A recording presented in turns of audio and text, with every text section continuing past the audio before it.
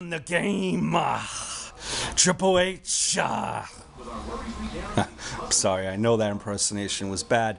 But we had Triple H then come down to the ring, cut a promo, saying that he's a fighter, a warrior.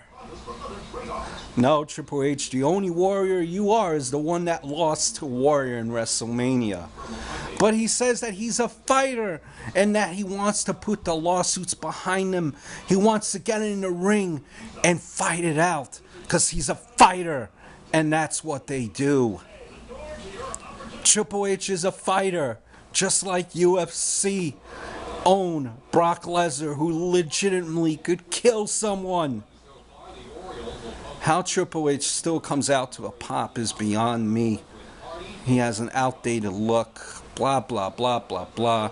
He basically challenges Brock Lesnar at SummerSlam, and he awaits his word. Well, don't be surprised, honestly, if Triple H does put himself over, because that's what he does best. Time to retire, Triple H. Portion of this vlog, this is the point where it's like, who gives a shit? Time to speed this along because I'm running out of 12 minutes. I'm sure you really don't care about these matches, but let's go over them real quickly. Three-way tag team match. Yes, folks, the WWE has 3 tag teams. And it was Epico and Primo, Tyson Kidd, and Justin Gabriel. Yes, Justin Gabriel and Tyson Kidd are still with the company. You could catch them on Superstars. That's about the equivalent of the FGHIJK wrestling show versus Titus O'Neil and Darren Young. And actually, it's a 4-way match with the Usos. Millions of dollars won the match. Side note, it seems like Epico and Primo turned face after they ditched, or after Abraham Washington set them up, dumped them, is now with Titus O'Neil and Darren Young. Yeah, Abraham Washington, he was on ECW and then FCW. Yeah, don't worry, I don't blame you. I really don't know much about this either. Moving on. Had Layla versus Beth Phoenix with the win. Layla over Beth Phoenix. Another side note, mentioned this earlier. Layla, person that was good, bouncing off someone with Michelle McCool and Flawless. She really can't do it by herself. She really doesn't know, who she is. No one really gave a shit. Then we had Botchamania himself, Sin Cara versus Hunico. Yes, we've seen this match 30 times already on SmackDown, but for whatever reason, WWE feels that they need to throw Sin Cara on TV, because he's basically a poor man's version of Rey Mysterio. And Hunico, who is with the other guy, I forget his name, but I don't think the other guy has ever wrestled before. Camacho, has he ever wrestled before? I don't know. Who gives a shit? Then we had Ryback, where Ryback once again defeated 2 jobbers with saying, "Feed me more, feed me more, feed me more." I think Ryback wants a threesome. No, not that threesome that you're thinking about.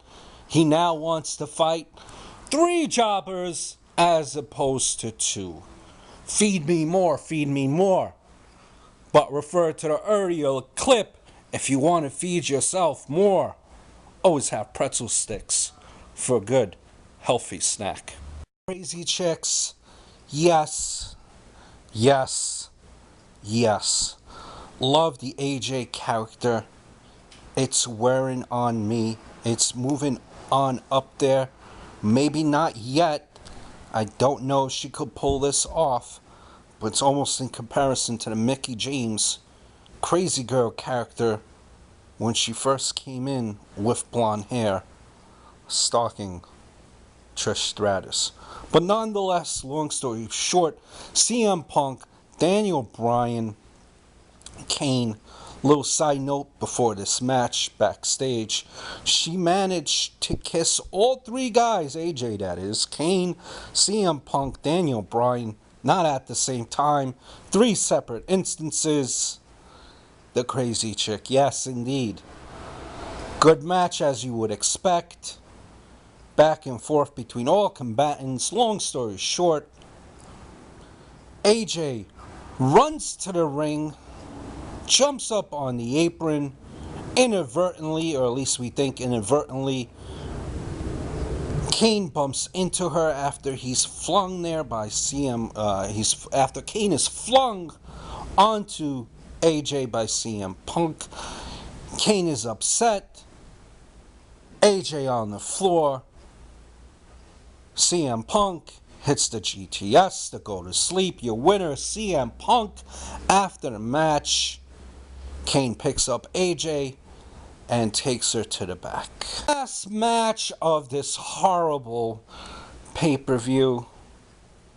Maybe horrible is a bad word. My grade on the pay-per-view, by the way, on a scale of A to F, we're looking at a D.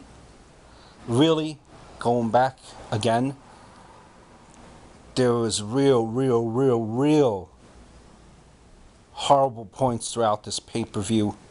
The only two matches really, in my opinion, that are worth seeing that the crowd was into was the Ziggler match, which was the first match, and then you had the Punk Bryan match. But the last match, the main event, and this is the fifth time, the fifth pay-per-view that John Cena finishes off as the main event, and he hasn't even been the champion for 5 pay-per-views. Jeez. Shows you how much they care about the titles, especially the heavyweight title that is on SmackDown. But nonetheless, Big Show versus John Cena.